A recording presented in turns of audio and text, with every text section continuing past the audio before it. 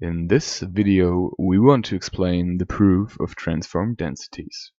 We will go over the theoretical proof and illustrate the resulting formula on a real-world example. Our question was how to prove transform densities. The proof in the lecture slides is not easy to understand. Present the proof in an explain video. Every good proof needs a story to explain it. And every good story needs a hero with a randomly generated name. The most easiest way to get a random name is to simply go to Google and type in random name generator. We will here pick the third generated name as the name for our story. Oliver is the first, Socrates is the second, and we will stick to Gordon. As an example, we chose a game of Pong. In this animation, you can see the course of Gordon's game against his opponents. After only a few rounds, Gordon leads with an overwhelming 5-0. To make it more interesting, the last cup will be randomly placed on the table. The goal of our proof is to derive the equation of the probability density function Py of y from the given probability density Px of x, which is the probability density of how far away the cup is in pink, and the transfer function g of x, which shows how likely it is that Gordon hits a cup at a certain distance in green. So if we combine this, Py of y is able to show us the probability density of how likely it is that Gordon hits the cup given Px of x in blue.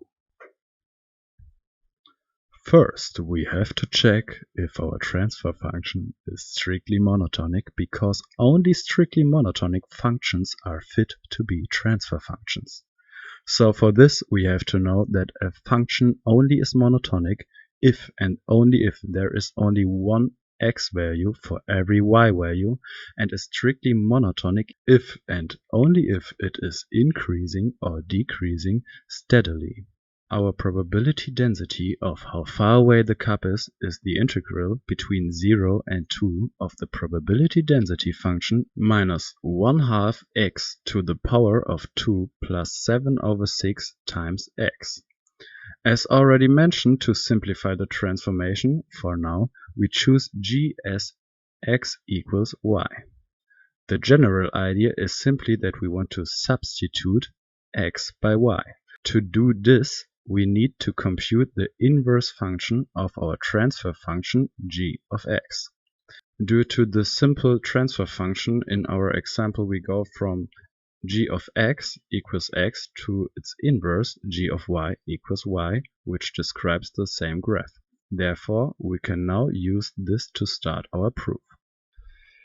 As already shown in the lecture, the derivative of g of y can also be expressed by dx divided by dy. This notation will come in handy while explaining our proof. On this slide you see three different notations for our formula.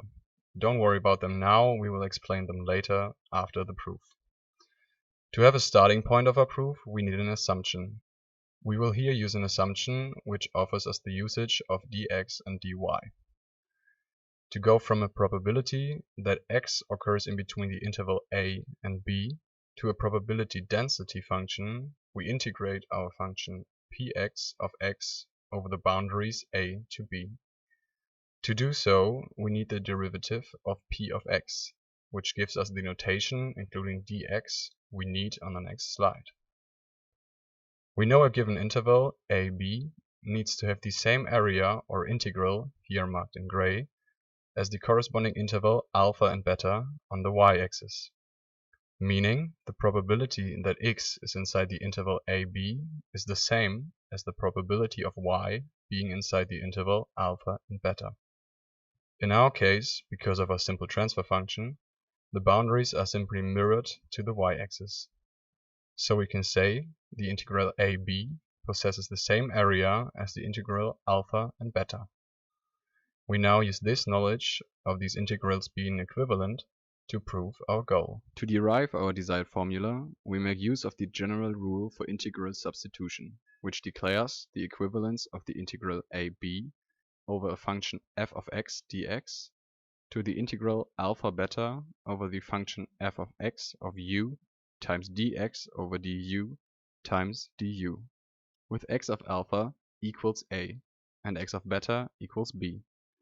Don't worry if you get confused with this term. We will use this term in a colored manner in the next slide of our proof to make it more clear.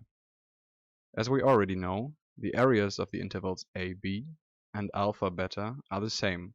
We now apply the general integral substitution rule. By reducing the term by the intervals and dy, which we are allowed to do since they are the same, results in the term py of y equals px of our inverse transfer function times the derivative of the inverse transfer function, which we wanted to prove. We take dx over dy as an absolute because there cannot be a negative probability. To reduce the complexity, you can here see the same proof less cluttered.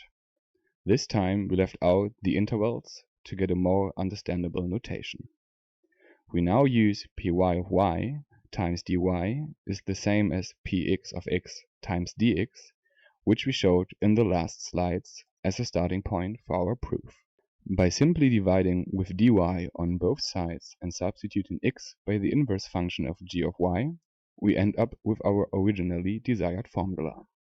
Py of y equals px of the inverse g of y times the derivative of the inverse g of y. From now on, especially for using this formula with numbers, we need to use the inverse function of g of y, which does not affect the values of our equation, because the absolute derivative of g of y is the same as the absolute derivative of its inverse function. To visualize this identity of the slopes, we choose the term g of x equals x to the power of 2, and its inverse function g of y equals the square root of y. The graph on the right depicts the square root of x to see that the absolute values of the slopes regarding to the corresponding axis are the same. Now to go back to our example of Gordon's epic beer pong game. We still want to know how likely it is that Gordon hits the last cup, given our probability density of where the cup actually is placed. To do so, we simply use our derived formula from the last slide. To make this even more clear, we use our probability density function px of x instead of just talking about px of x. As the next step, we insert the inverse transfer function and substitute x by y in our function p of x. And now you finally see why we use this simple transfer function. Because as the graph shows, the slopes of our transfer function is 4 over 4, which is just 1 over the whole range of our probability density p of x. Because our absolute derivative of our inverse transfer function is 1, we multiply the whole probability density px of x with 1. The resulting probability density py of y is therefore just a mirrored px of x. This may seem rather useless, but that's only due to our simple transfer function. We chose this to show the general progress of a density transformation. To not waste your time, we now come to a more realistic transfer function on the next slide. We now do the exactly same computational steps we took while explaining the easy beer pong example with the complex function e to the power of minus 1/2 x. You still simply substitute every x by the inverse function of g of y in our given probability density p of x. In this case, every x is now substituted by a minus 2 times the natural logarithm of y. The second step we need to do while transforming probability densities is to simply correct the term by the derivative of the inverse transfer function of g of x. In this case, this would be the absolute of minus 2 over y. Here you can see why it is important to use the derivative of the inverse function. This allows us to get a notation solely depending on one variable, here y. On the next slide, you can see our resulting equation on the corresponding densities and transfer function.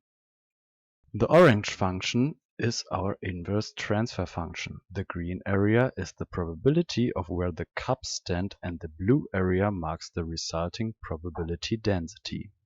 What this would mean for Gordon's beer pong game is that Gordon's probability of hitting the cup is high, between approximately 0.35 and 1.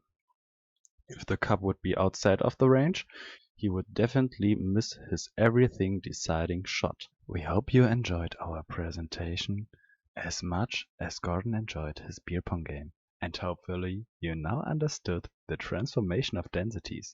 Thank you for your attention. Peace out, your homies of Group 26.